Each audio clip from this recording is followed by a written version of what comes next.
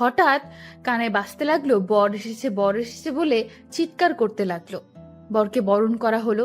পাত্রপক্ষের সবাই কনে দেখার জন্য রুমে প্রবেশ করলো। পাত্রপক্ষ আমাকে দেখে কনে পাল্টানো হয়েছে বলে হইচই শুরু করলো, কিন্তু আমার বাবা আর কাকারা বলল কনে ঠিকই আছে। পাত্রপক্ষকে চাপ দিল বিয়ে করার জন্য, না হয় ঝামেলা হবে। পাত্রপক্ষ চাপে পড়ে আমাকে বিয়ে করিয়ে নিতে রাজি হলো। নানান ঝামেলার পরা অবশেষে আমার বিয়েটা সম্পূর্ণ হলো। আজকে ইরাপুর জায়গায় অরণ্যের বউ হলো অনন্যা। জানি না তাদের মনে আমার জন্য ক্ষোভ জন্মে আছে কিনা। জন্মালে বা কি করার আছে আমার? যা হবার তা তো হয়েছে। আমি তো চাইনি এমন কিছু হোক। আমারও তো অরণ্য ভাইয়ার প্রতি খুব খারাপ লাগছে, কারণ সে আসছে পরে বিয়ে করতে, আর বিয়ে করলো শেওড়া গাছের পেতনি। নিজের জন্যও খুব খারাপ লাগছে, কারণ আমি চাইনি আমার বিয়েটা এমন জোরপূর্বক হোক। দেখতে খারাপ হলেও কখনো এটা নিয়ে আফসোস করিনি, কারণ নিজেকে সব দিক দিয়ে পারফেক্ট করে তোলার আপ্রাণ চেষ্টা করেছি। আর এই বিয়ে নিয়ে 8-10টা মেয়ের মতো আমারও একটা স্বপ্ন ছিল, আর আজকে চোখের সামনে আমার সব স্বপ্নগুলো ভেঙে গেল। নিজের অজান্তেই বুকের ভেতর হু হু করে উঠল, আর চোখ দিয়ে বৃষ্টি নামতে লাগলো। আশেপাশের সবাই বলা বলি করতে লাগলো ইরা অনন্যার ভাগ্য খুলে দিয়েছে।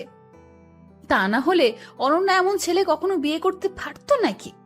এই কথাগুলো শুনে আমার মনটা আরো খারাপ হয়ে গেল। ভাগ্যের কাছে এভাবে হেরে যাব ভাবতেই পারিনি। অবশেষে বিয়ে সম্পূর্ণ হলো। এখন কনে বিদায় দেওয়ার পালা। আমার বাবা আমাকে অরণ্যের হাতে তুলে দিল। আমাকে অরণ্যের হাতে তুলে দেওয়ার পর তার মুখের দিকে তাকানোর সাহস পেলাম না। লজ্জায় আমি মুখ নিচু করে রাখলাম, এবং কিছুক্ষণ পর গাড়িতে তুলে দিল। আমি বাবার বাড়ি ছেড়ে শ্বশুর বাড়ি যাচ্ছি, কিন্তু 8-10টা মেয়ের মতো স্বপ্ন নিয়ে যাচ্ছি না, হাজারো স্বপ্ন ভেঙে যাচ্ছি।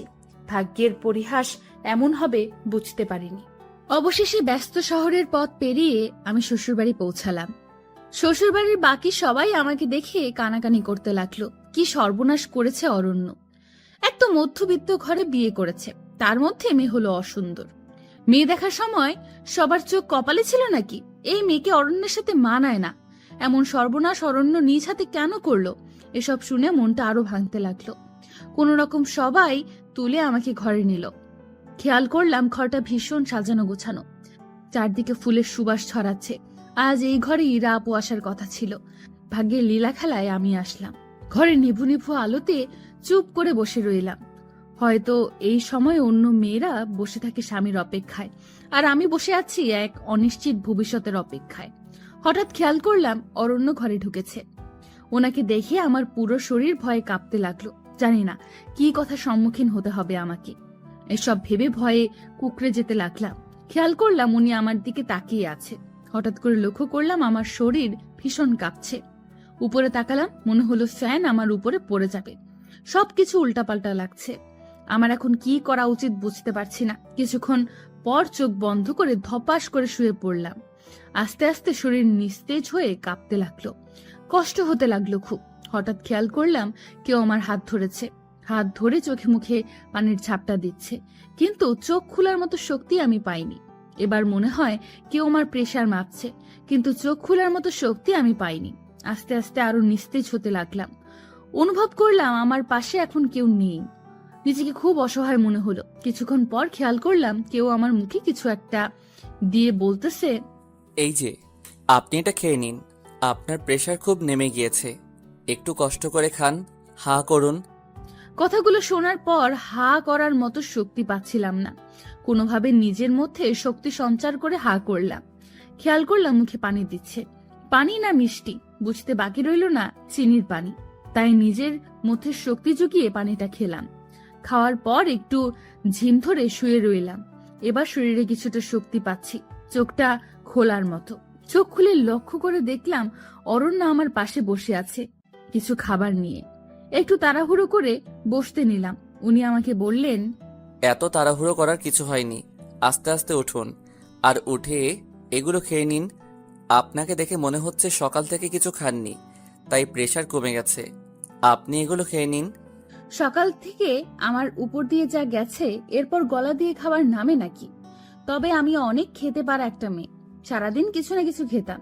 সত্যি বলতে এই মুহূর্তে আমার পেটে প্রচুর ক্ষুধা লেগেছে, তাই সামনে পোলাও রোস্ট দেখে লোভ সামলাতে পারলাম না। সামনে পেয়ে খেতে লাগলাম। হঠাৎ করে খাবার গলায় বাঁধলো। তখন উনি আমার সামনে এক গ্লাস পানি ধরলো। আমি পানিটা নিয়ে এক নিঃশ্বাসে খেয়ে ফেললাম। উনি আমাকে কি ভাবছে সেটা আমি দেখার প্রয়োজন মনে করছি না। আমি আমার আপন মনে খেতে লাগলাম। খাওয়া শেষ করে আমি রিল্যাক্স মুডে শুয়ে পড়লাম। আর উনি খাবার প্লেটটা টেবিলের উপরে রাখতে গেল। যাক, লোকটাকে যতটা খারাপ ভাবছি ততটা খারাপ না, এটা ভেবে মনটা শান্ত হলো। কিন্তু হুট করে উনি বললেন, আপনি কি ঘুমিয়ে পড়েছেন?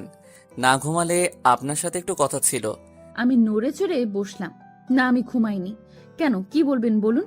উনি এবার গম্ভীর গলায় বললেন, সত্যি বলতে সবার চাপে পড়ে আমি আপনাকে বিয়ে করেছি। আমি আপনার বোন ইরাকে প্রথম দেখাতে ভালোবেসে ফেলেছি। সেই জায়গায় আপনাকে কেন জানি না, চাইলেও মানতে পারছি না। আপনাকে আমি আঘাত দিয়ে কথাটা বলতে চাইনি। আমি সোজা সাপটা ছেলে, যা বলি সরাসরি। না মানারও একটা কারণ আছে। আশা করি আপনি যথেষ্ট বুদ্ধিমতী আর সে কারণটা বুঝতে পেরেছেন। ওনার কথা শুনে কেন জানি না তেমন কোনো খারাপ লাগলো না। কারণটা আর কি হবে? কারণটা হলো আপু সুন্দর, আমি অসুন্দর। আমি তো আগেই বুঝেছিলাম। আমার বিয়েটা 8-10টা মেয়ের মতো হয়নি। তাই ওনাকে জবাব দিলাম, আপনাকে জোর করে আমাকে মানতে হবে না। আমি নিজেও চাইনি আমাকে এভাবে বিয়ে দেওয়া হোক। বিয়ের দিন ইরা আপুকে কোথাও খুঁজে পাওয়া যাচ্ছিল না। কোথায় গেল কেউ বলতে পারবে না। তাই আপুর কোনো রিলেশন ছিল নাকি না এটা কারো জানা ছিল না। এই সময় কি করবে কেউ বুঝে উঠতে পারেনি। আর ওই বাড়িতে আমি ছাড়া আর কোনো বিবাহযোগ্য মেয়ে ছিল না। তাই সবার জোরাজোরিতে আমি রাজি না হয়ে পারলাম না। আমি জানি এরা আপুর তুলনায় আমি কিছুই না। আপু সুন্দর, আমি অসুন্দর। কিন্তু এটা নিয়ে আমার কোনো আফসোস হয়নি। আমি নিজেকে সব সময় পারফেক্ট ভাবে গড়ে তোলার চেষ্টা করেছি, কিন্তু ভাগ্যের কাছে এভাবে হেরে যাব বুঝতে পারিনি। আপনি চিন্তা করবেন না, আমি কখনো জোর করে কিছু করব না। সময়টা একটু পার হতে দিন। আপনি চাইলে আমি আপনাকে ডিভোর্স দিয়ে দেব।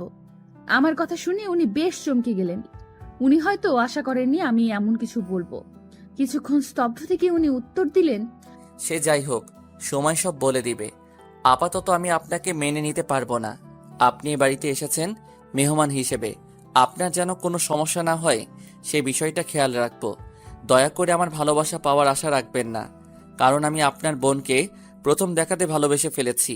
আমি কিছুক্ষণ চুপ থেকে জবাব দিলাম, আপনি দয়া করে আমাকে সিরিয়ালের নায়িকা ভাববেন না। আমি আপনাকে জোর করব না, কিন্তু আপনি আপনার স্ত্রীর সামনে অন্য একটা মেয়েকে ভালোবাসি বলবেন সেটা আমি কখনো মেনে নেব না। আপাতত ডিভোর্সের আগ পর্যন্ত আমি আপনার স্ত্রী, আপনি আমার স্বামী। সুতরাং সম্পর্কটা ওইভাবেই দেখবেন।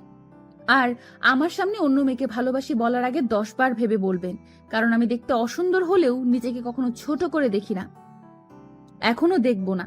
দয়া করে আমাকে অবলা নারী ভেবে যা ইচ্ছা তা বলা যাবে না। দোষটা তো আমার ছিল না। আমি তো আপনাকে জোর করে বিয়ে করতে চাইনি। ভাগ্য এভাবে সব ওলট পালট করে দিয়েছে। কিন্তু ভাগ্যের দোহাই দিয়ে নিজের জীবন বরবাদ করার মতো মেয়ে আমি নই। এবার আমি ওনার দিকে খেয়াল করে দেখলাম ওনার মুখটা বেশ চুপসে গেছে। গেলেই বাকি, আমি কেন ওনার এইসব কথা শুনে নিজেকে ছোট করব? আর এটা বাংলা সিনেমা না, আর আমি নায়িকা শাবানা না। সুতরাং যতদিন আমি অরণ্যের বউ হিসেবে আছি আমি আমার অধিকার আদায় করে নিব, তবে সেটা জোর করে নয়, ভালোবাসা দিয়ে। উনি আমার কথা শুনে বেশ কিছুক্ষণ চুপ থেকে জবাব দিলেন, আমার মন যা চায় আমি তাই বলবো। আপনি না করার কে? আপনাকে সেই অধিকার দেইনি আমি। নিজের অধিকারের বাইরে কথা বলবেন না। দেখে তো মনে হচ্ছে ছেলে ফাঁসানোর ব্যাপারে খুব চালু। ওনার কথা শুনে মাথায় রাগ উঠে গেল।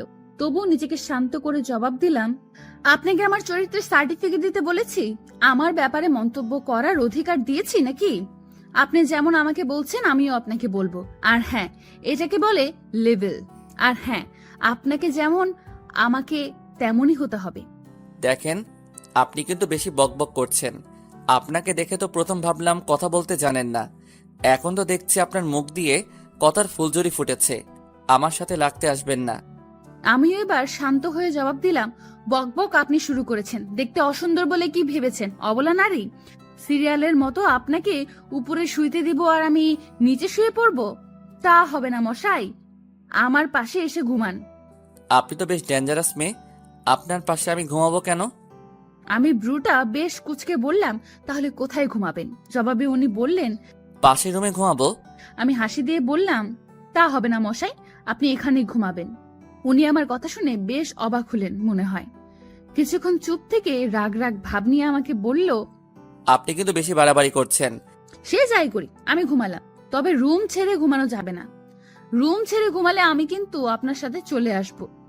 উনি বেশ চমকিত পুলকিত হয়ে আমাকে বলল, আপনি তো বেশ নাছোড় বান্দা।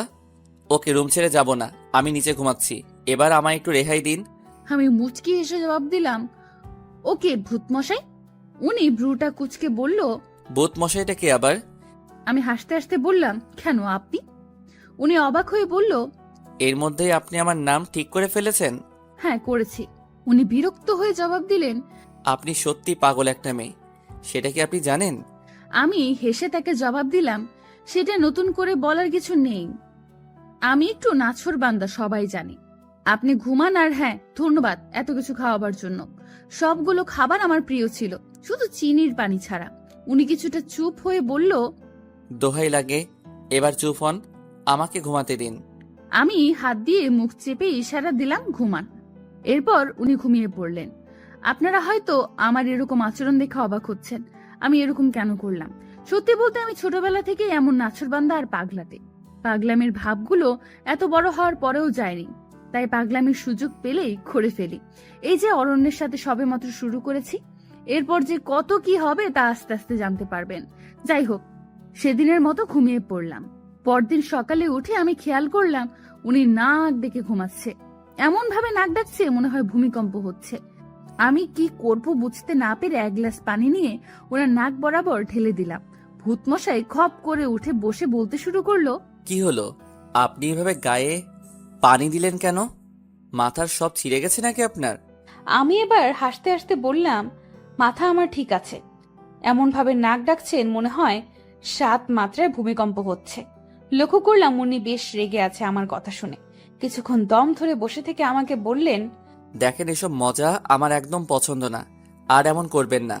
কালকের থেকে একের পর এক করে আমাকে জ্বালাচ্ছেন। শেষমেশ আমি এ কোন পাগলের পাল্লায় পড়লাম? আল্লাহ, আমায় রেহাই দাও। আমি ব্রুটা কুচকে বললাম, হয়েছে হয়েছে, এত কষ্ট পেতে হবে না। আমি এখনো আপনাকে কিছুই করিনি, এতে হতাশ হওয়ার মতো কিছু হয়নি। এখন আমাকে সবার সাথে পরিচয় করিয়ে দিন। আমি তো বাসার কাউকে চিনি না। ভূত মশাই রাগী গলায় বললেন, কারোর সাথে পরিচয় হওয়ার দরকার নেই। বাসায় অনেক মেহমান, আপনার বাইরে যাওয়ার দরকার নেই, ঘরে বসে থাকুন। উনি আরো কিছু বলতে যাবে, ঠিক সেই সময় কে যেন দরজায় নক করলো আর বলল, অরণ্য, দরজাটা খোল, বউ নিয়ে নিচে আয়, সবাই বউ দেখার জন্য অপেক্ষা করতেছে। উনি আমার সাথে কোনো কথা না বাড়িয়ে ওই মহিলাকে জবাব দিলেন, ফ্রেশ হয়ে আসতেছি, তুমি যাও। আচ্ছা, গেলাম আমি। উনি উঠতে যাবে, ঠিক তখনই আমি ওনাকে বললাম, আচ্ছা আপনার বাসায় কে কে আছে বলুন না আমায়। এবার উনি রেগে গিয়ে বললেন, আপনার এত কিছু জানতে হবে না। অতিথি হয়ে আসছেন, সময় মতো চলে যাবেন। বাসায় কে আছে এটা জেনে আপনার কি হবে? ওনার কথাগুলো শুনলে গা জ্বলে যায়, কিন্তু আমিও নাছর বান্দা। যতক্ষণ না বলবে আমি ওনাকে উঠতে দিব না। তারপর আমি বললাম, আপনি না বললে আপনাকে উঠতে দিব না, আগে বলেন কে কে আছে। বলবো না কে কে আছে? কি করবেন আপনি? আপনি একরোখা হলেও আমিও আপনার চাইতে বেশি একরোখা। আমি কিছুই বলবো না। আমি গলায় একটা কাশি দিয়ে বললাম, বলতে হবে না, যান ওয়াশরুমে যান। উনি আমার হার মানা দেখে বেশ খুশি হলো, কিন্তু যখন ওয়াশরুমে যেতে লাগলো আমি পাটা বাড়িয়ে দিলাম। আমার পায়ে ওনার পা লেগে হোঁচট খেয়ে পড়ে গেলেন। তখন তিনি বললেন, আমি মুচকি এসে বললাম, কোথায়, আমি তো কিছু করিনি। আপনি বলেননি তাই শাস্তি পাচ্ছেন। যদি এবারও না বলেন তাহলে আপনার জন্য আরো অনেক কিছু অপেক্ষা করছে। এবার ভেবে দেখুন কি করবেন। উনি বেশ ভালো করেই বুঝতে পারলেন আমি আসলে একটা নাছোড় বান্দা। ইচ্ছে করে এমন করেছেন কেন বলেন? আমার পরিবারে বাবা, মা, আমি আর আমার বড় বোন আছে। বাবা বিদেশে থাকে সব সময়, আর মা দেশে থাকে, প্রায় সময় অসুস্থ থাকেন। আর বড় বোন স্বামী নিয়ে লন্ডন থাকেন। একটু আগে যে মেয়েটা ডেকে গেলেন উনি আমার বড় বোন। আর আমার বাবা আমার বিয়েতে আসেনি, উনি সবসময় ব্যস্ত থাকেন। আচ্ছা তাহলে আপনার বাসায় রান্না করেন কে? উনি রাগ হয়ে বললেন, এটাও কি আপনার জানতে হবে? আমি এবার ভাব মাখা মুখ নিয়ে বললাম, হ্যাঁ ভূতমশাই। উনি মুখটা বাঁকিয়ে উত্তর দিলেন, বাবুর্চি রান্না করে। এবার আমাকে ওয়াশরুমে যেতে দিন। আপনিও রেডি হন, বাসার সবাই নিচে অপেক্ষা করছে। পারলে একটু ভালো করে সেরে যাবেন, না হয় মান সম্মান আর থাকবে না। বিয়ে তো করেছেন ফাঁসিয়ে, সেটা তো আর কেউ বুঝবে না। সুতরাং একটু গুছিয়ে যাবেন নিচে, পরে সময় আর সুযোগ মতো আলাদা হয়ে যাব আমরা। আশা করি বুঝতে পারছেন। কথাটা শুনে বুকের ভেতর কাঁপতে লাগলো। যতই হোক উনি এখন আমার স্বামী হয়, কোনো মেয়েই চাইবে না সে ডিভোর্সি হোক। খারাপ লাগলেও নিজেকে বেশ সামলে ভূত মশাইকে জবাব দিলাম, আমি ওই ময়দা মেখে নিচে যেতে পারবো না। আমি যেমন ওই রকমই যাব। কে কি বললো তাতে আমার যায় আসে না। ময়দা মেখে নিজের সৌন্দর্য বাড়ানোর কোনো ইচ্ছা নেই আমার। আশা করি বুঝতে পারছেন। উনি এতক্ষণে বেশ ভালোই বুঝতে পারছেন যে আমি খুব নাছোড়বান্দা। তাই উনি শুধু বললেন, আপনার যা ইচ্ছে করুন, যেভাবে ইচ্ছে ওইভাবেই নিচে যান, আমার তাতে কিচ্ছু যায় আসে না। কথাগুলো বলে ওয়াশরুমে ঢুকে গেলেন। এর মধ্যেই আমি খেয়াল করলাম সারা ঘর অগোছালো হয়ে আছে, তাই ঘরটা গোছানো শুরু করলাম। আলমারি থেকে ওনার কাপড় বের করে বিছানায় সাজিয়ে রাখলাম, যাতে করে ওয়াশরুম থেকে এসেই হাতের নাগালে উনি সব পেয়ে যায়। ওনার ঘড়ি, ওয়ালেট সব একত্রে এক জায়গায় রাখলাম। আমিও একটা শাড়ি পরে নিলাম। যতটুকু সম্ভব নিজেকে ময়দা ছাড়া গোছানোর চেষ্টা করলাম। সব কিছু ঠিক করতে করতে খেয়াল করলাম উনি ওয়াশরুম থেকে বের হয়েছে। ওয়াশরুম থেকে বের হয়ে সারা ঘরটা দেখে একটু অবাক হয়েছে। বিছানার উপর ওনার কাপড়গুলো দেখে বললেন, এখানে এগুলো কে রেখেছে? ঘরটা এত তাড়াতাড়ি পরিপাটি করে কে গুছিয়ে দিয়ে গেল? আমি লাজুক স্বরে জবাব দিলাম, এসব কিছু আমি করেছি। আমার কথা শুনে উনি বেশ চুপসে গেলেন। চুপসানো মুখ নিয়ে আমাকে বলল, এত কিছু করতে কেউ তো আপনাকে বলেনি, এত কিছু করতে গেলেন কেন? আমি বেশ সাজালো গলায় জবাব দিলাম, আমার ঘর আমি গুছিয়েছি, তাতে আপনার কি মশাই? উনি ভ্রু কুচকে বলল, আপনার ঘর মানে? এটা আপনার ঘর কবে হলো? আমি হাসি হাসি মুখে উত্তর দিলাম, স্বামীর ঘরেই তো স্ত্রীর ঘর হয়। বিয়েটা যেভাবেই হোক, ডিভোর্সের আগ পর্যন্ত আমি আপনার স্ত্রী, আপনি আমার স্বামী। সুতরাং ঘর গোছাতে আমি পারবো নিশ্চয়ই। ভূতমশাই রাগে গলায় বললেন, আপনি একটু বেশি বকেন। আর আপনাকে এই ড্রেস বের করতে কে বলেছে? আমি তো এটা পরবো না। আমার কাছে এটা ভালো লেগেছে, তাই এটা বের করেছি। এটা পড়লে আমি খুশি হব। উনি এবার গম্ভীর একটা মুড নিয়ে জবাব দিলেন, আপনার খুশিতে আমার কি যায় বা আসে? করছেন তো ফাঁসিয়ে বিয়ে, আবার অধিকার ফলাতে আসছেন। লজ্জা হওয়া উচিত আপনার। এই কথাটা শুনে বুকের ভেতর হু হু করে কষ্টের সাইরেন বেজে উঠল। চোখের কোণে হালকা মেঘও জমতে শুরু করলো। তবুও নিজেকে অনেক শক্ত করে ওনাকে বললাম, আপনার ইচ্ছে মতো পরে নিন, সমস্যা নেই। তারপর উনি ওনার পছন্দ মতো একটা ড্রেস পরলেন। কিন্তু আমিও কম নাছোড়বান্দা নয়, এর শাস্তি ওনাকে পেতেই হবে। কি করে কি করা যায় বেশ ভাবতে শুরু করলাম। ভাবতে ভাবতে চিন্তার আকাশে হাবুডাবু খেতে লাগলাম। হঠাৎ করে ভূত মশাইয়ের তুড়ির শব্দে চিন্তার ঘোর কাটলো। ভূত মশাই তুড়ি বাজাতে বাজাতে বললেন, এই যে, আপনি উপরে তাকিয়ে কি দেখছেন? না তেমন কিছু না, কিছু হয়েছে বলুন। আপনি আর কোনোদিন আমার অনুমতি ছাড়া আমার আলমারিতে হাত দিবেন না, বুঝছেন? আমি কথাটা শুনে বেশ এসে লুটুপুটি খাচ্ছিলাম। লুটুপুটি খেয়ে তুড়ি বাজাতে বাজাতে বললাম, ওই হ্যালো, আলমারিতে হাত দিতে অনুমতি লাগে নাকি? আমাকে জ্ঞান দিতে আসবেন না, আমি অন্যায় কিছু করিনি। উনি বেশ বিরক্ত হয়ে আমাকে বললেন, আপনি সত্যি পাগল একটা মেয়ে, আপনার মাথার তার সব ঢিলা। আমি আবার হাসতে হাসতে বললাম, ভূতমশাই একটু ভুল বলে ফেলছেন। উনি ওনার বিরক্ত মাখা মুখ নিয়ে প্রশ্ন করলেন, কি ভুল শুনি? আমি হাসি দিয়ে বললাম, আমার মাথার তার ঠিলা না, তো আপনার মাথার তার কি? আমার মাথার তার তো সব ছিঁড়া। এবার খেয়াল করলাম ওনার মুখের বিরক্তির মাত্রা বেশ বৃদ্ধি পেয়েছে। বিরক্তি মাখা মুখ নিয়ে বললেন, দোহাই লাগে, এবার চুপ করুন, আপনার বকবক থামান, এবার নিচে চলুন, আমাকে মুক্তি দিন। আমি আমার শাড়ির আঁচল নাড়তে নাড়তে বললাম, চলুন। এবার দুজনে নিচে গেলাম। নিচে যাওয়ার পর খেয়াল করলাম সবাই আমার দিকে কেমন ভাবে তাকাচ্ছে, আর আমার দিকে দেখে বলছে, অরণ্যের কি কপালে চোখ ছিল নাকি? এমন একটা মেয়ে কেউ বিয়ে করে আনে নাকি? তার উপর মেয়ের পরিবার বেশি ধরি না। কি দেখে অরণ্য এই মেয়েকে বিয়ে করলো আল্লাহ জানে। একের পর এক এইসব কথা শুনে আমার মনটা ভীষণ খারাপ হতে লাগলো। সবাই শুধু আমার বাহ্যিক সৌন্দর্য নিয়ে সমালোচনা করছে, আমার ভেতরটা বোঝার চেষ্টা করলো না। ভেতরের মানুষটা কেমন আমি সেটা কেউ জানার প্রয়োজন মনে করলো না।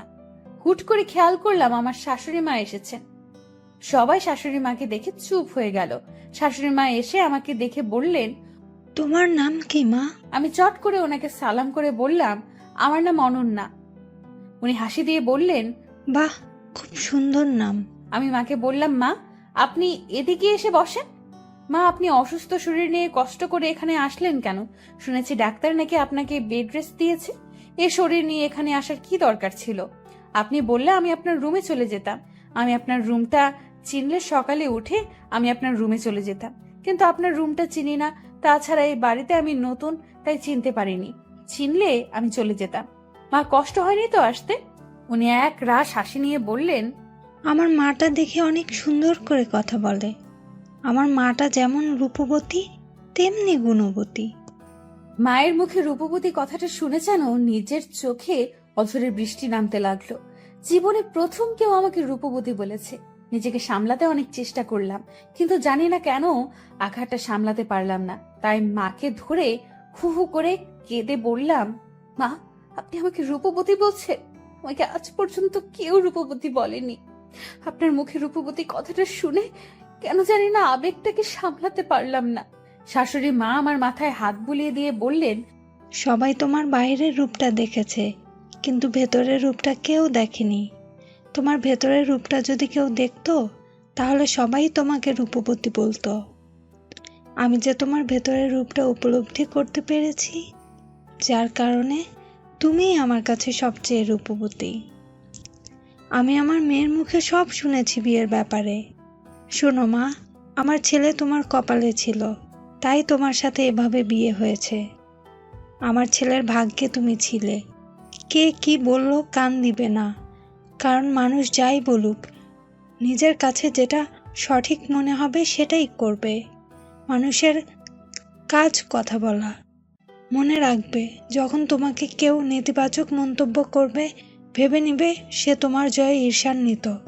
তাই তোমার মুখে তার মন কাতর হয়েছে বলেই তোমার নামে সেই নেতিবাচক মন্তব্য করেছে। জীবন চলার পথে অনেক বাধা আসবে, লক্ষ্য স্থির রেখে সামনে এগিয়ে যেতে হবে।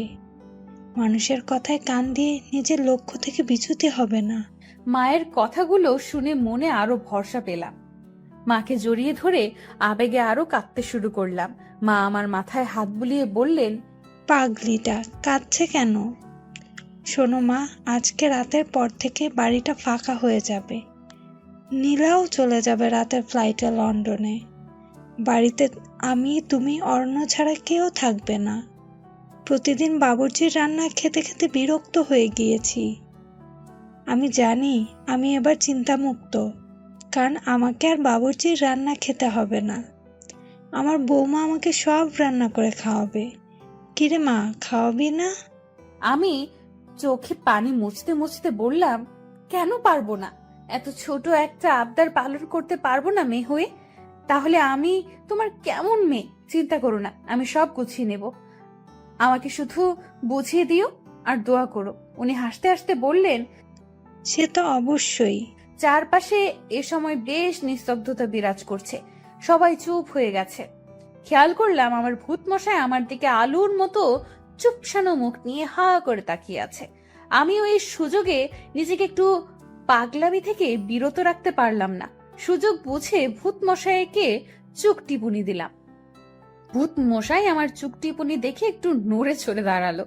আমি ভূত মশাইয়ের দিক থেকে মনোযোগ সরিয়ে মায়ের দিকে তাকিয়ে বললাম, মা এবার ঘরে চলুন। বেশিক্ষণ এভাবে থাকা ঠিক হবে না। আপনি আমার সাথে ঘরে চলুন আর আমাকে আপনার ঘরটা চিনিয়ে দিন, যাতে করে পরে যেতে আমার অসুবিধা না হয়। মা হাসতে হাসতে বললেন, চল আমার সাথে চল।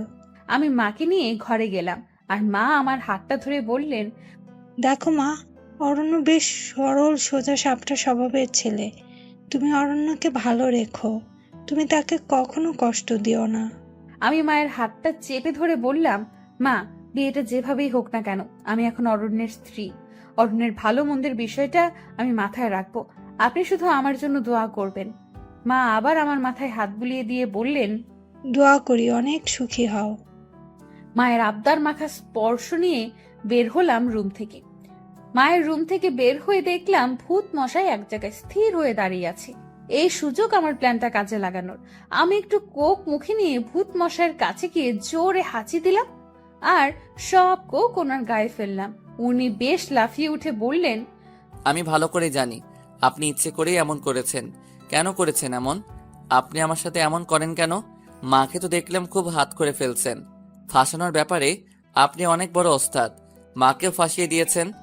সে আমি যা ইচ্ছে করি, আপনার কি? যান, ড্রেসটা চেঞ্জ করে আগের ড্রেসটা পরে আসেন, যেটা আমি পছন্দ করে দিয়েছি। আমার কথা শুনেননি তো, তাই এমন হলো। মাঝে মাঝে বউয়ের কথা শুনতে হয়, নয়তো এমন অনাকাঙ্ক্ষিত ঘটনা ঘটতে পারে। এই কথা শোনার পর ওনার আর বুঝতে বাকি রইল না আমি ইচ্ছে করে এমন করেছি। কিন্তু ওনার মুখে এখন তেমন রাগের ছাপ দেখতে পেলাম না। তবুও মুখটা একটু বেঁকিয়ে জবাব দিলেন, আপনার পছন্দের ড্রেসটা পরবো না, কারণ আপনাকে আমার ভালো লাগে না। ইরাকের প্রথম দেখায় ভালো লেগে গিয়েছিল, যে ভালো লাগাটা আপনার প্রতি চাইলেও আনতে পারছি না। আমি এবার হালকা করে ওনার কাছে গেলাম। কাছে গিয়ে বললাম, প্রথম দেখায় ভালো লাগার চেয়ে দেখতে দেখতে ভালো লাগাটা অনেক শ্রেয়। আপনি আমাকে দেখতে থাকুন।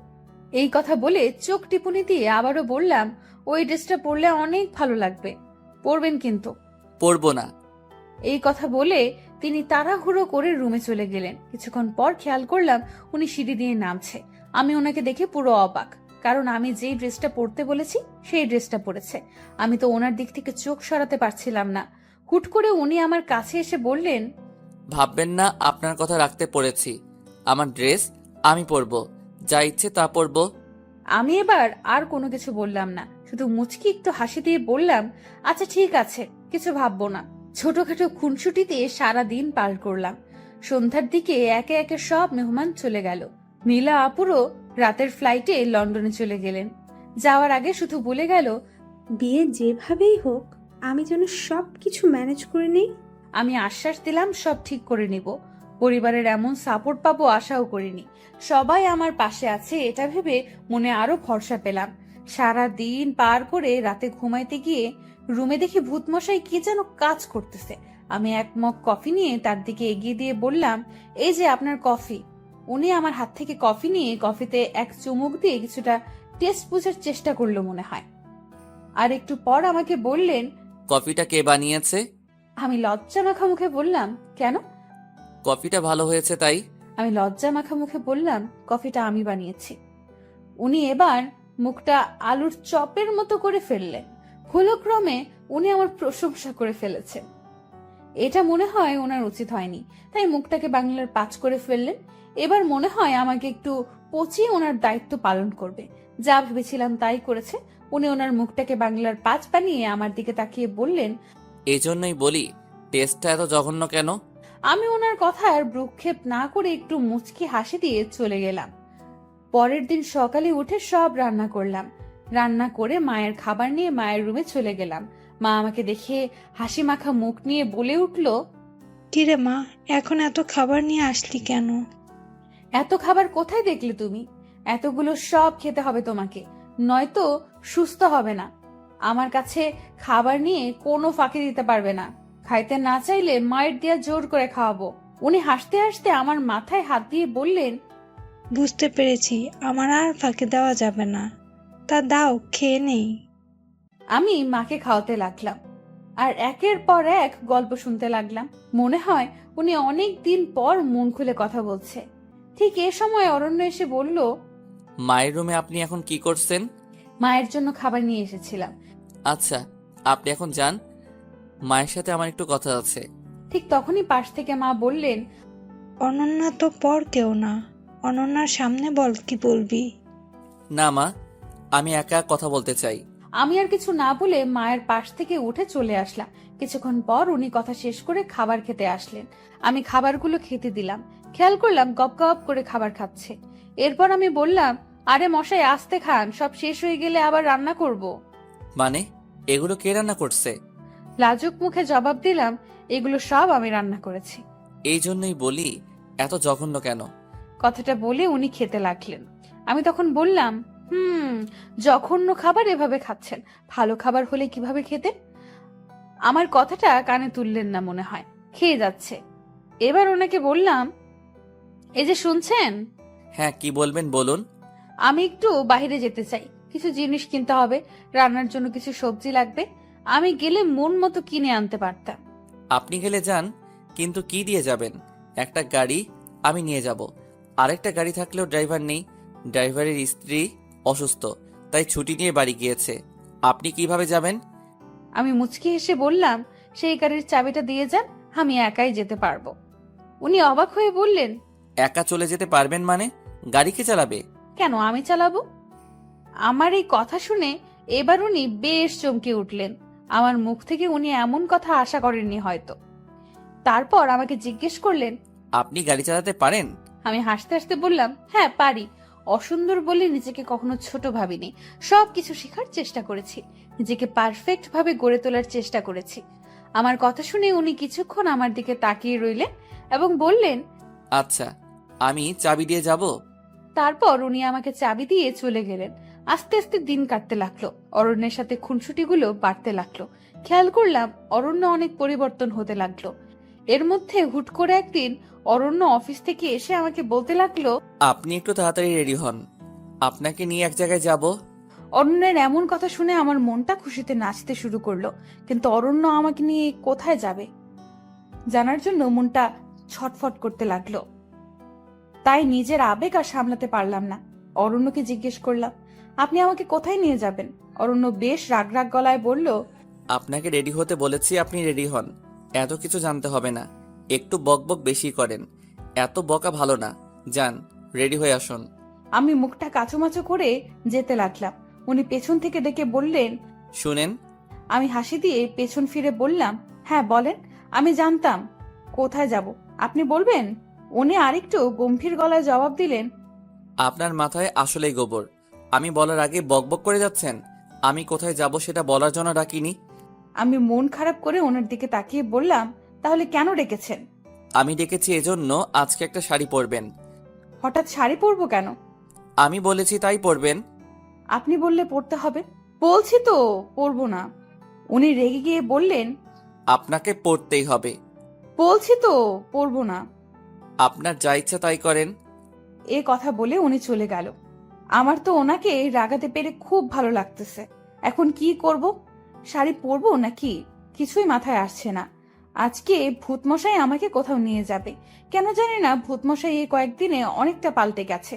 এখন আর আমাকে আগের মতো কষ্ট দিয়ে কথা বলে না। তাই এই পাল্টানো দেখে আমি খুব খুশি। যাই হোক, আলমারি খুলে শাড়ি দেখতে লাগলাম কোনটা পরবো।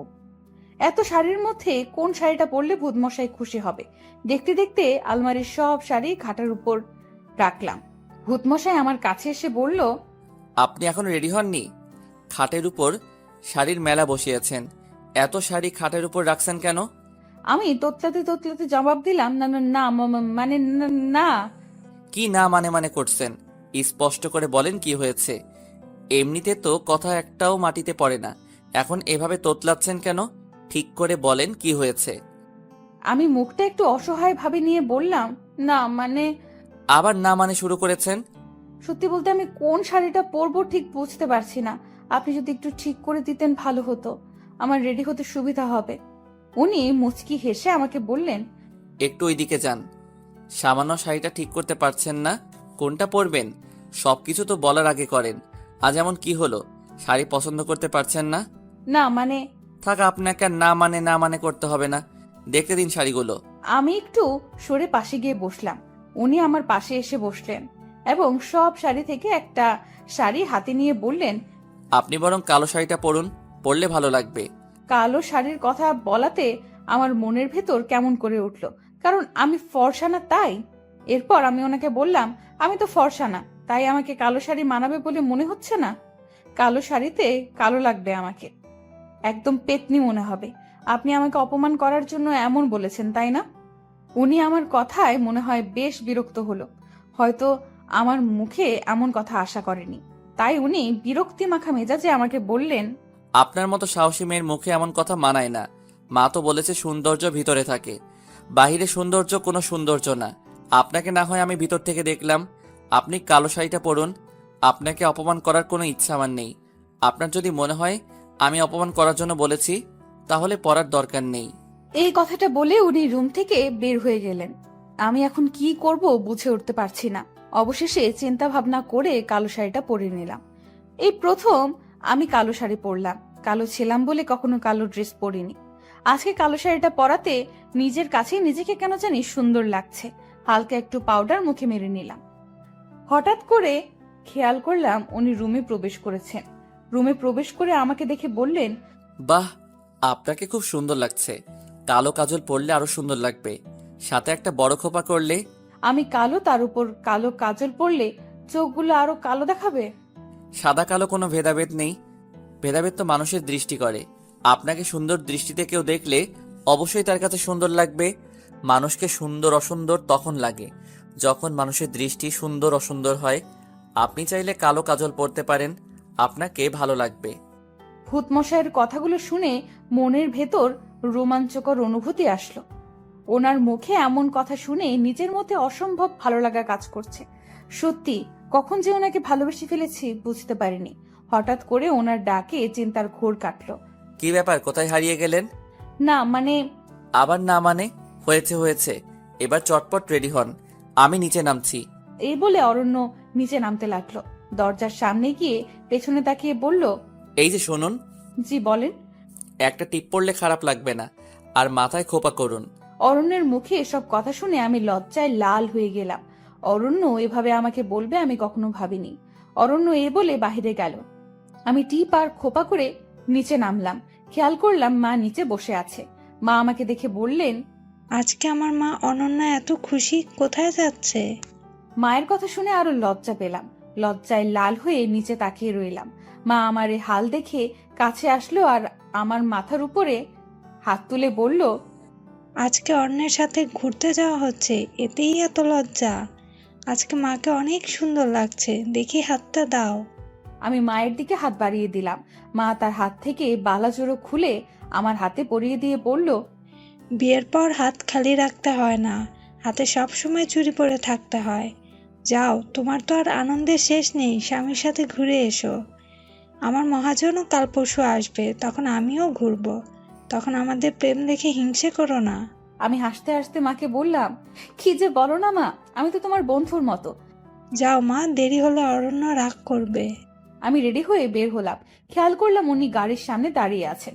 আমাকে দেখে আমার দিকে এক নজরে হা করে তাকিয়ে আছে। আমি লজ্জায় আরো কাতর হয়ে গেলাম। লজ্জায় কাতর হয়ে ওনাকে বললাম, কি ব্যাপার, কি দেখছেন? তেমন কিছু না, তাহলে এইভাবে তাকিয়ে আছেন? এমনি তাকিয়ে আছি। সব কি তোমাকে বলতে হবে? এত বাচাল মেয়ে এত বকতে পারে? লক্ষ্য করলাম অরণ্য আমাকে তুমি করে বলছে। আমার যে কি খুশি লাগছে বলে আপনাদেরকে বোঝাতে পারবো না। মনটা খুশিতে নাচতে লাগলো। হুট করে উনি ডাক দিল আর বলল, অনন্যা, এভাবে মূর্তির মতো দাঁড়িয়ে আছো কেন? না মানে, আজকে তোমার মুখ থেকে না মানে গেল না।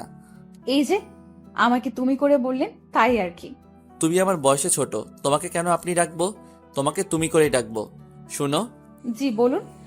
আজকে তুমি গাড়ি চালাবে, আমি তোমার পাশে বসবো। আমি খুশিতে লাফ দিয়ে গাড়িতে উঠতে লাগলাম আর বললাম, আচ্ছা আচ্ছা। আমি উঠতে যাব, ঠিক তখনই একটা হোঁচট খেলাম। উনি আমাকে জাপটে ধরে বলতে শুরু করলো, তোমার চটপটে আর পাগলামি স্বভাব আর গেল না, আস্তে ওঠো। এরপর আমি আস্তে করে গাড়িতে উঠলাম। ভূত মশাইও গাড়িতে উঠলেন।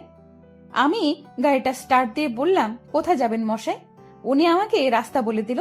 আমিও যেতে লাগলাম। আস্তে আস্তে একটা রেস্টুরেন্টের সামনে চলে আসলাম। রেস্টুরেন্টে দুজনে ঢুকলাম। এরপর অরণ্য আমায় আস্তে করে একটা জায়গায় নিয়ে গেল। জায়গাটা পুরো মোমবাতি দিয়ে সাজানো পরিপাটি। দেখেই কেমন যেন আনন্দ লাগছে। একটা কেক আনলো। তারপর আমাকে বলল, কেকটা কাটো তুমি। হঠাৎ করে কেক কাটবো কেন? কারণ আজ তোমার জন্মদিন, সেটা তো ভুলে বসে আছো। ওহো, আজকে 21শে ফেব্রুয়ারি। সত্যি তো আমার জন্মদিন। আমার জন্মদিন আপনি জানলেন কি করে? মা বলেছে। আমি খুশিতে আত্মহারা যে ভূত মশাই এমন একটা সারপ্রাইজ দিয়েছে। হঠাৎ করে ভূত মশাই একটা রিং বের করে আমাকে পরাতে নিল। ঠিক তখনই একজন মেয়ে ওয়েটার এসে ডাক দিল। আমরা ওয়েটারের দিকে তাকিয়ে চমকে গেলাম। ওয়েটারও আমাদের দিকে তাকিয়ে চমকে গেল আর মুখ লুকাতে লাগলো। কারণ এই হলো ইরা আপু। কিন্তু ইরা আপু এখানে কি করছে? ইরা আপু আমাকে আর অরণ্যকে দেখে চলে যেতে নিল। আমি ইরা আপুর হাতটা ধরে বললাম, তুই এতদিন কোথায় ছিলি? হুট করে কোথায় চলে গেলি? কিন্তু ইরা আপু কোনো জবাব দিল না। আমি একের পর এক প্রশ্ন করতে লাগলাম। হঠাৎ করে ইরা আপু আমাকে একটা কষিয়ে চট দিয়ে বলে উঠলো, আমার কাছ থেকে সব ছিনিয়ে নিয়ে এখন মজা করা হচ্ছে? লজ্জা করে না তোর? আমার জীবনের এই অবস্থা করে আমার অরণ্যকে আমার কাছ থেকে কেড়ে নিয়ে নিজের করেছিস, আর এখন নাটক করছিস। আমি কোথায় ছিলাম? তোকে নাটকের সেরা পুরস্কার দেওয়া দরকার। অনেক নাটক শিখে গিয়েছিস, নাটক করে আমার জীবনের 12টা বাজে অরণ্যের গলায় ঝুলে পড়েছিস। তুই ভালো করেই জানতিস তোর যে চেহারা, তোকে অরণ্যের মতো কেউই বিয়ে করবে না, তাই এত বড় নাটক করছিস। লজ্জা লাগে না এখন আমাকে এসব জিজ্ঞেস করতে? আমাকে খুব হিংসা করতে, তাই না? হিংসা কাতর হয়ে এমন করেছিস, নিজের বোনের সাথে এমন করতে লজ্জা লাগে না? আমি ইরা আপুর কথা কিছুতেই বুঝতে পারলাম না। ইরা আপু কি বলে মাথায় কিছুই ঢুকছে না। ইরা আপু এসব দোষারোপ আমাকে করছে কেন? আমি তো এমন কিছু করিনি। আমি ইরা আপুকে বললাম, আপু কি হয়েছে, এমন বলছিস কেন? আমি তো কিছুই বুঝতে পারছি না। আমি তোর কথার মানে বুঝতে পারছি না। আমাকে কেন এসব বলছিস? আমি কেন নাটক করতে যাব? কেন তোর ক্ষতি করতে যাব? আপু আমাকে মুখটা বেঁকিয়ে রাগান্বিত হয়ে বলল, এখন তো অরণ্যের সামনে নাকা সাজবি, একদম কিছু বুঝিস না। আর বুঝবি কিভাবে? তুই তো কিছুই করিস না, তাই না? আপু আমি তোমার কথার মানে বুঝতে পারছি না। সত্যি আমি কিছু করিনি। তুই কেন এমন করছিস? আমি সত্যি কথাগুলোর মানে বুঝতে পারছি না। পাশ থেকে অরণ্য বলে উঠল, ইরা, তুমি আমাকে বলো কি হয়েছে? আর অনন্যাকে এমন কথা বলছো কেন? অনন্যা কি করেছে আমাকে একটু খুলে বলো। ইরা অরণ্যের দিকে অসহায়ের মতো তাকিয়ে গম্ভীর গলায় বলল, অনন্যাকে জিজ্ঞেস করুন, সে না হয় আপনাকে উত্তর দিয়ে দেবে। আমার থেকে ভালো সে বলতে পারবে, কারণ নাটকের ডিরেক্টর তো অনন্যা ছিল, আমি তো ছিলাম ভুক্তভোগী। অরণ্য আমার দিকে তাকালো। অরণ্যের মুখে এবার আমার প্রতি সন্দেহের ছাপ লক্ষ্য করা যাচ্ছে। বুঝা যাচ্ছে সে আমাকে অনেক সন্দেহ করতেছে। সন্দেহ মাখা মুখ নিয়ে বললেন, অনন্যা কি করেছো তুমি? ইরা এসব কি বলছে? সত্যিটা বলো, কি হয়েছে? আমার কাছে সব খুলে বলো, নাটক করবে না একদম। আপনি বিশ্বাস করেন আমি কিছু করিনি। ইরা আপু কেন এমন বলতেছে সেটাও বুঝতেছি না। এমন কেন বলতেছিস তুই? খেয়াল করলাম ইরা আপু খুব কান্না করতেছে। কেন এভাবে কান্না করছে সেটাও বুঝতেছি না। অরণ্য ইরা আপুকে সান্ত্বনা দিয়ে বলল, ইরা, তুমি বলো কি হয়েছে? আর কি বলবো বলুন, আমার তো সবকিছু শেষ হয়ে গিয়েছে এই কাল নাগিনীর জন্য। এখন আর বললেও সব ঠিক হবে না। আমি চাই না আপনাদের মধ্যে কোনো ঝামেলা হোক, আপনারা চলে যান। ইরা, তোমাকে বলতে বলেছি, বলো অনন্যা কি করেছে? খেয়াল করলাম ইরা আপু কাঁদতে কাঁদতে অরণ্যকে বলল, আপনার কি বিশ্বাস হয় আমি বিয়ের দিন বয়ফ্রেন্ড নিয়ে পালিয়েছি? অরণ্য শান্ত স্বরে জবাব দিল, সে তো আমি বিশ্বাস করিনি, কারণ তুমি তো বিয়ের আগে আমার সাথে ফোনে অনেক কথা বলতে। কিন্তু হঠাৎ কি এমন হলো? কোথায় গিয়েছিলে তুমি? খেয়াল করলাম ইরা আপু এবার বেশ কাঁদছে। কাঁদতে কাঁদতে ইরা আপু যা বলল সেটা শুনে আমার হার্টবিট বেড়ে গেল। মনে হয় এখানে দম বন্ধ হয়ে যাবে। এসব কেন বলতেছে কিছুই বুঝতে পারলাম না। আমার বুকটা ছিঁড়ে যাচ্ছে কথাগুলো শুনে। কারণ আপু বলল, আমি কোথায় গিয়েছিলাম সেটা কি আপনি জানতে চান? হ্যাঁ, জানতে চাই। তখনই ইরা আপু বলল, সেদিন আমি ঘরে বসে সাজতে লাগলাম, হঠাৎ করে অনন্যার মোবাইল থেকে মেসেজ আসলো, আপু একটু লুকিয়ে বাইরে আয়, অরণ্য ভাই আসছে তোমার সাথে দেখা করতে, তোমাকে সারপ্রাইজ দিতে। আমি ওর সরল মনে বের হলাম। আমার ভুল ছিল, আমি আপনাকে কল দেইনি। বের হয়ে দেখলাম বাইরে কেউই নেই, আশেপাশে ফাঁকা। অনন্যাকে কল দিলাম, সেও ফোন তুলছে না। হুট করে অনন্যার মোবাইল থেকে মেসেজ আসলো, একটু বাগানের দিকে আয়। অরণ্য সেখানেই দাঁড়িয়ে আছে। আমিও বাগানের দিকে গেলাম, কিন্তু কাউকে কোথাও দেখলাম না। আমি সামনের দিকে একটু এগোলাম, তারপর এই বলে ইরা আপু আবারও কাঁদতে লাগলো। অরণ্য তখন ইরা আপুর হাতটা ধরে বললেন, বলো তারপর কি হলো? কান্না থামাও। ইরা আপু কান্না থামিয়ে বলল, তারপর লক্ষ্য করলাম কয়েকটা লোক আমাকে ঝাপটে ধরলো, আমার মুখ চেপে ধরলো। আমি চোখেও কিছু দেখতে পেলাম না। কখন যে জ্ঞান হারিয়ে ফেললাম টেরই পেলাম না। জ্ঞান ফেরার পর লক্ষ্য করলাম আমি রনকদের বাসায়। অরণ্য বেশ অবাক হয়ে জিজ্ঞেস করলেন, রনকটা কে? ইরা আপু বলল, রনক হলো অনন্যার বেস্ট ফ্রেন্ড। যদিও রনক অনন্যা 2 বছরের বড়, তবুও তাদের ভালো ফ্রেন্ডশিপ ছিল। রনক আমাকে অনেক পছন্দ করত, অনন্যাকে বেশ কয়েকবার বলেছিল সে, কিন্তু আমি রাজি হইনি। আর সে সুযোগ অনন্যা নিয়েছে, আমার বিয়ের দিনে আমাকে গায়েব করে দিয়েছে আর ফাঁসি আপনাকে বিয়ে করেছে। অনন্যা আমার সাথে এমন করবে আমি ভাবতেও পারিনি। রনককে দেখে আমি চমকে গিয়ে জিজ্ঞেস করলাম, তুমি আমাকে এখানে নিয়ে এসেছো কেন? আমি তোমাকে ভালোবাসি ইরা, আমি চাই তুমি আমার হও। দেখো, অনন্যাও চাই তুমি আমার হও, তাই তো অনন্যা আমাকে সাহায্য করেছে। ইরা রনকের মুখে অরণ্যের নামটা শুনে অবাক হয়ে গেল। অবাক হয়ে রনককে জিজ্ঞেস করলো, অনন্যা তোমাকে সাহায্য করেছে আমাকে তুলে আনতে। আমি বিশ্বাস করি না। হ্যাঁ, আমি সত্যি বলছি। বিশ্বাস অবিশ্বাস তোমার ব্যাপার। আমি তোমাকে বিয়ে করতে চাই, আর সন্ধ্যায় বিয়ে করব।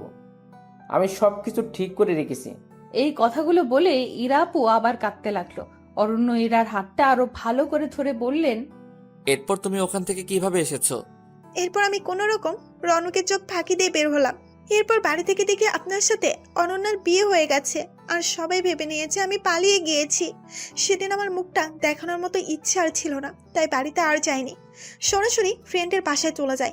সেখান থেকে একটা কাজ জোগাড় করি, আর এখানে একটা বাসা ভাড়া করে থাকা শুরু করলাম। তুমি একবার আমাকে বলতে পারতে ইরা। কি বলবো আপনাকে, কোন মুখে বলতাম আপনাকে? ততক্ষণে সব শেষ হয়ে গিয়েছিল। অনন্যার সাথে আপনার বিয়ে হয়ে গিয়েছিল। আমার তো এখানে বলার কিছুই ছিল না। অনন্যা আমার সাথে যা করেছে আমি তো তা করতে পারি না, কারণ অনন্যা আমাকে বোন না ভাবলেও আমি তাকে বোন ভাবি। আমি ইরা আপুর কথা শুনে চিৎকার করে কেঁদে বলতে লাগলাম, আমি এসব কিছুই করিনি। অরণ্য আমার গালে কষিয়ে একটা চর দিয়ে বলল, তুমি এতটা নীচ আমি ভাবতে পারিনি। সামান্য টাকার জন্য নিজের বোনের সাথে এমন করতে পারলে? লজ্জা করলো না তোমার এমন করতে? আর এখন সবকিছু অস্বীকার করছো? আমি অরণ্যকে হাত জোর করে বললাম, সত্যি আমি কিছু করিনি, বিশ্বাস করে না আমাকে। ইরা আপু, কেন আমার নামে এমন মিথ্যা কথা বলছিস? কেন অরণ্যের চোখে আমাকে খারাপ বানাচ্ছিস? দেখতে অসুন্দর হতে পারি, কিন্তু আমার মনে উচ্চ আশা ছিল না, টাকা পয়সার মোহ আমার ছিল না। তাহলে কেন এমন বলতেছিস? কি ক্ষতি করেছি আমি তোর? তুই তো আমাকে চিনিস আমি কেমন, তাহলে কেন এসব বলতেছিস? জবাবে ইরা আপু বলল, কি ক্ষতি করেছিস জিজ্ঞেস করতে লজ্জা করে না তোর? আর কি ক্ষতি করার বাকি রাখছিস তুই? যা তুই আর অরণ্য সংসার কর, আর এখানে আসিস না। ওপাশ থেকে অরণ্য বলে উঠল, আমার সাথে অনন্যা যাবে না, তুমি যাবে? ইরা আপু অবাক হয়ে উত্তর দিল, আমি কোথায় যাব? আমার সাথে আমার মায়ের কাছে যাবে, আর মায়ের কাছে সব বলবে। আর যে কষ্ট অনন্যা তোমাকে দিয়েছে সেটা আমি অনন্যাকে ফিরিয়ে দিব। তুমি আমার সাথে চলো। না, আমি চাই না আপনাদের মাঝে কোনো ঝামেলা হোক। ঝামেলা তো তুমি করনি, ঝামেলা করেছে অনন্যা। সেটা শাস্তি তুমি কেন পাবে? আমি অরণ্যকে অনেকবার বোঝানোর চেষ্টা করলাম, কিন্তু বোঝাতে পারলাম না। অরণ্য ইরাপুর কথা বিশ্বাস করেছিল, আমার কথার কোনো মূল্যই দিল না। আর ইরাপু কেন আমার নামে মিথ্যা বলল সেটা বুঝতে পারতেছি না। অরণ্যকে বোঝানোর হাজারো চেষ্টা করেও ব্যর্থ হয়েছি। অরণ্য ইরাপুর হাতটা ধরে বের হয়ে গেল, আর আমাকে যে রিংটা পরাতে চেয়েছিল সেটা মেঝেতে পড়ে গেল। অরণ্য সেটা ফেলেই চলে গেল। আমি রিংটা হাতে নিয়ে কাঁদতে লাগলাম। কেন আমার সাথে এমন হলো? কি ক্ষতি করেছি আমি? কেন আমাকে এভাবে কষ্ট দেওয়া হলো? আমি তো কারো কোনো ক্ষতি চাইনি। কাঁদতে কাঁদতে এক দৌড়ে রেস্টুরেন্ট থেকে বের হলাম। খেয়াল করলাম অরণ্য আর ইরা আপু গাড়ি নিয়ে চলে গিয়েছে। আমার বুকে বেশ কষ্ট হতে লাগলো। একে তো অরণ্য আমাকে ফেলে রেখে গিয়েছে, তার উপর অরণ্য জানতো আমি এখানে কিছুই চিনি না। কিভাবে পারলো আমাকে আমার ভূতমশাই ফেলে রেখে যেতে? আমি তো কিছু করিনি। তাহলে আমার ভূতমশাই কেন আমাকে বিশ্বাস করলো না? কেন আমাকে এত কষ্ট দিল? আমি তো ইরাপুর কোনো ক্ষতি করিনি। তাহলে ইরাপু কেন এমন বলল? কেন আমার অরণ্যকে আমার কাছ থেকে কেড়ে নিতে চাইলো? এত কষ্ট কেন দিল আমায়? আল্লাহ, আমি তো কোনো প্রশ্নের উত্তর খুঁজে পাচ্ছি না। আমি কি করব তুমি বলে দাও। এই মুহূর্তে আমার হাতে 1 টাকাও ছিল না। এখন আমি বাসায় যাব কিভাবে? তবু একটা সিএনজি ভাড়া করলাম। ভাড়া করে বাসায় চলে গেলাম। বাসার দারোয়ানের কাছ থেকে টাকা নিয়ে ভাড়া দিলাম। ঘরের ভেতরে ঢুকতেই দেখলাম রনক ভাইয়া দাঁড়িয়ে আছে। রনক ভাইকে দেখে আমার মাথায় আগুন ধরে গেল, কারণ রনক ভাইয়ের কারণেই ইরা আপু আমাকে ভুল বুঝলো। নিজেকে আর সামলাতে পারলাম না। রনক ভাইকে গিয়ে বললাম, আপনার কি দরকার ছিল এত বড় নাটক করার? ইরা আপুকে কেন ভুল বুঝিয়েছে? আমি কি ক্ষতি করেছি আপনার? রনক ভাই কোনো কথা বলছে না। আমার রাগ যেন আরো বেড়ে গেল। মন চাইছে রনক ভাইকে একটা কষিয়ে চড় দেই। তাই করতেছিলাম, এমন সময় অরণ্য এসে পেছন থেকে আমার হাতটা ধরে ফেললো। আমি অরণ্যের দিকে ফিরতেই অরণ্য আমাকে জড়িয়ে ধরলো। আমি বুঝতে পারছি না কি হচ্ছে এসব। অরণ্য জড়িয়ে ধরার সাথে সাথে খেয়াল করলাম চারদিকে আলো আরো বেড়ে গিয়েছে। ইরা আপু, রনক ভাই, আমার কিছু বান্ধবী বলে উঠলো, হ্যাপি বার্থডে অনন্যা। এখন আর আমার মাথায় কোনো কিছু কাজ করছে না। এসব কি হচ্ছে? আমার মাথাটা খুব ঝিমাতে লাগলো। পরক্ষণেই জ্ঞান হারালাম। জ্ঞান ফেরার পর খেয়াল করলাম অরণ্য আমার পাশে চিন্তামগ্ন হয়ে বসে আছে। আমার জ্ঞান ফেরার সাথে সাথে আমাকে বললেন, ঠিক আছো তো তুমি? কিছু হয়নি তো? হঠাৎ করে সবার এতটা পরিবর্তন দেখে কেন জানি না নিজের কাছে খুব অবাক লাগছে। খেয়াল করলাম সামনে ইরা আপু আর রণব ভাই দাঁড়িয়ে আছে। আমি ওদের দেখে রেগে যেতে লাগলাম। ঠিক তখনই অরণ্য আমাকে শান্তস্বরে বলল, অরণ্যা, ওদেরকে কিছু বলো না। ওরা এতক্ষণ যা করছে আমার কথাই করেছে। অরণ্যের কথা শুনে আমি যেন আকাশ থেকে পড়লাম। কি বলে এসব? মাথার উপর দিয়ে যাচ্ছে। আমি অবাক হয়ে জিজ্ঞেস করলাম, মানে? আমি তো কিছুই বুঝতে পারছি না। অরণ্য একটু মুচকি হেসে বলল, কিছু বুঝতে হবে না। আগে তোমাকে একটা সংবাদ দেই। ইরা কোথায় গিয়েছিল সেটা তো সবার অজানা ছিল। ইরা রনকের সাথে পালিয়ে গিয়ে বিয়ে করেছিল। আমি কথাটা শুনে বেশ অবাক হয়ে বললাম, তাহলে একটু আগে ঘটে যাওয়া ঘটনাটি কি আমার স্বপ্ন ছিল? ওরা বিয়ে করলে একটু আগে এমন করলো কেন? ইরা আপু পাশ থেকে বলে উঠল, তুই একটু শান্ত হ, আমি সবটা বলছি। আমি নিজেকে শান্ত করে বললাম, এবার বল। রনকের সাথে আমার সম্পর্ক ছিল 3 বছরের। রনক তোকে কিছু বলেনি, কারণ আমরা ভাবছিলাম তোকে সারপ্রাইজ দেব, কিন্তু হঠাৎ করে আমার বিয়ে ঠিক করায় সব ঝামেলা পাকালো। কি করব কিছুই বুঝতে পারছি না। শেষমেশ বিয়ের দিন সকালে মনে হলো নিজের ভালোবাসাকে এভাবে কুরবানি করা ঠিক হবে না, তাই রনককে ফোন দিয়ে বললাম, রনক, তুমি কি চাও আমরা এক হই? ইরা, তুমি এখনো একথা জিজ্ঞেস করছো? তুমি যা করতে বলবে তাই করব। তুমি শুধু আমাকে ছেড়ে যেও না প্লিজ। তাহলে বাগানের কাছে চলে আসো। রনক আমার কথা শুনে বাগানের কাছে আসলো, আর আমি সুযোগ বুঝে রনকের সাথে পালিয়ে যাই। তাহলে একটু আগে যে কাহিনী বলেছিলে সেটা কি ছিল? আমার প্রশ্নের জবাবে সবাই একটু হেসে নিল। সবার হাসি দেখে এবার সত্যি আমার গা জ্বলে যেতে লাগলো। রেগে গিয়ে বললাম, কি হলো, বলবি তো? অরণ্য মুচকি হেসে বললেন, 4টা মাস খুব জ্বালাইছো আমাকে, তাই এর শাস্তি ভালোবাসি শব্দটা বলার আগেই দিতে হতো। আর একটু সারপ্রাইজ দেওয়ার বাকি ছিল। হুট করেই ইরার সাথে দেখা, তখন ইরাকে নিয়েই প্ল্যানটা করি। এরকম প্ল্যানটা কে করলো শুনি? অরণ্য হাসি হাসি মুখ নিয়ে বলল, আমি করেছি। এরকম প্ল্যানটা করেছে বলে অরণ্যের প্রতি আমার খুব অভিমান জমে গেল। অভিমানে গাল ফুলিয়ে বসে রইলাম। ইরা আপু বলল, আচ্ছা অরণ্য, থাক তুই আর আমি। রনক বাইরে গেলাম, তোদের মান অভিমানের পালা শেষ কর। আর চটটা দেওয়ার জন্য সরি, জোরে লাগেনি তো? নাটক করতে গিয়ে ক্যারেক্টারের মধ্যে ঢুকে গিয়েছিলাম।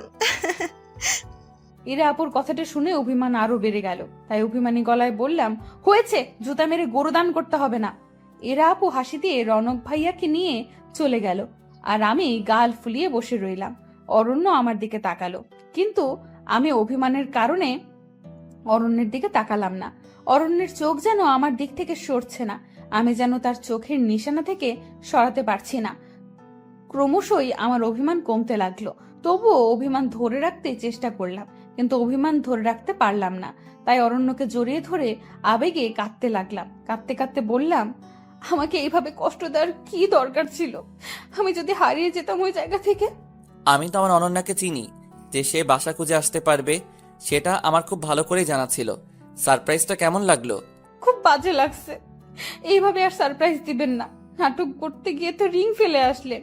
খেয়াল করলাম অরণ্য আমার এই কথা শুনে অট্ট হাসি দিচ্ছে। তাই আমি বললাম, কি ব্যাপার, এত হাসি দিচ্ছেন যে? হাসি দিচ্ছে এই জন্য, আমি যে রিংটা ফেলে এসেছি সেটা নকল রিং ছিল। আসল রিংটা আমার কাছে। নাটকটা বাস্তবমুখী করার এক অভিন্ন প্রচেষ্টা আর কি। এত বড় চালবাজ! যান, আপনার সাথে আর কথা বলবো না। অরণ্য এবার আমাকে জড়িয়ে ধরলো। মনে হচ্ছে তার নিঃশ্বাসের শব্দ আমি শুনতে পাচ্ছি, তার হার্টবিটের আওয়াজ আমি শুনতে পাচ্ছি।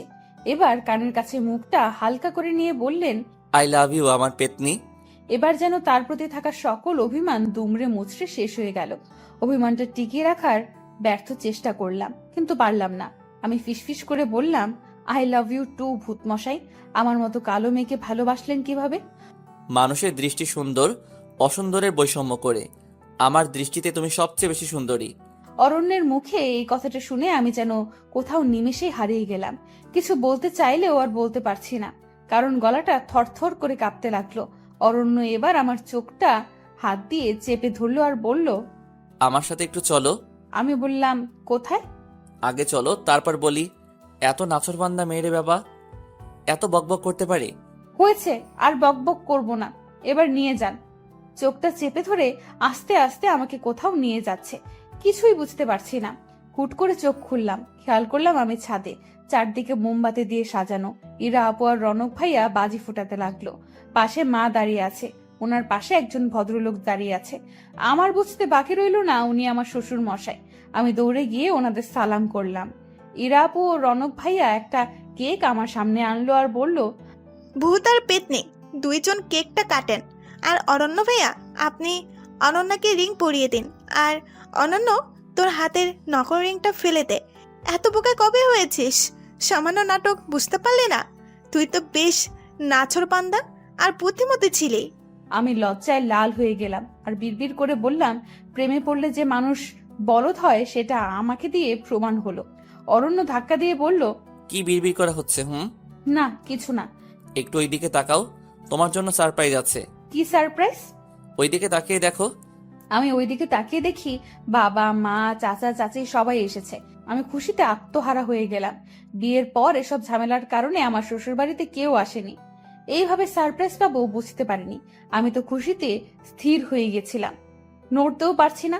অরণ্য আমাকে ধাক্কা দিয়ে বললেন, এবার কেকটা কাটো আর আপনি শব্দটা ইতি টানো। আপনি শব্দটা ইতি টানবো মানে? মানে তুমি আমাকে তুমি করে বলবে। আমার তো লজ্জা লাগবে। হয়েছে হয়েছে, আর লজ্জা পেতে হবে না। কেকটা কাটো, সবাই অপেক্ষা করছে। এরপর কেকটা কাটলাম। কেকটা কাটার সাথে সাথে চারদিকে বাজি ফুটতে শুরু করলো। কয়েকটা ফানুস আকাশে উঠতে লাগলো। কি যে এক অনুভূতি বলে বোঝাতে পারবো না। মনের ভেতর এমন লাগছে যেন ঝড়ো হাওয়া পরে শরীর শীতল হাওয়া বইছে। সত্যি বুঝতেই পারিনি আমার ভূতমশাই আমাকে এতটা ভালোবাসে। কেকটা কাটলাম, ভূতমশাই আমার হাতে রিং পরিয়ে দিল। আমি লজ্জায় এক দৌড়ে রুমে চলে আসলাম। অরণ্য আমার পেছন পেছন রুমে আসলো। অরণ্যকে বললাম, আপনার তো। অরণ্য আমার মুখটা চেপে ধরে বলল, আপনি না, তুমি বলো। আমি লজ্জা মাখা মুখে বললাম, তোমার তো আমাকে ভালো লাগে না। ইরা আপুকে প্রথম দেখাতে ভালো লেগেছিল, হুট করে আমাকে ভালো লাগলো কিভাবে? উত্তরে অরণ্য বলল, কারণ প্রথম দেখে ভালো লাগার চেয়ে দেখতে দেখতে ভালো লাগা অনেক শ্রেয়। আমি বললাম, আমার কথা আমাকে ফিরিয়ে দেওয়া হচ্ছে? সত্যি কথা বললে ফিরিয়ে দেওয়া হয় না, বরং সত্যতার প্রমাণ হয়। সেই দিনের পর থেকে অরণ্য আর আমার জীবনটা পুরোপুরি পাল্টে গেল। দেখতে দেখতে 3টা বছর কেটে গেল। এর মধ্যে আমি পুত্র সন্তানের মা হলাম। একদিন পাশের বাসার ভাবি আমার সন্তানকে দেখতে এসে বললেন, অনন্য ভাবি, আপনার বিয়েটা যেন কিভাবে হয়েছে? আমাদের হঠাৎ বিয়ে হয়েছে। ভুল ত্রুটি ক্ষমার দৃষ্টিতে দেখবেন। ভালো লাগলে লাইক কমেন্ট করে সাথে থাকবেন। জানি না গল্পটা দিয়ে আপনাদের মনে কতটুকু জায়গা করে নিয়েছি। কষ্ট করে গল্প লিখলাম আপনাদের জন্য। পারিশ্রমিক না দিয়ে চলে যাবেন। পারিশ্রমিক হিসেবে আপনাদের দোয়া ও ভালোবাসা চাই, এবং আপনার লাইক, কমেন্ট ও মতামত চাই। কার কাছে কেমন লেগেছে আশা করি কমেন্ট করে জানাবেন।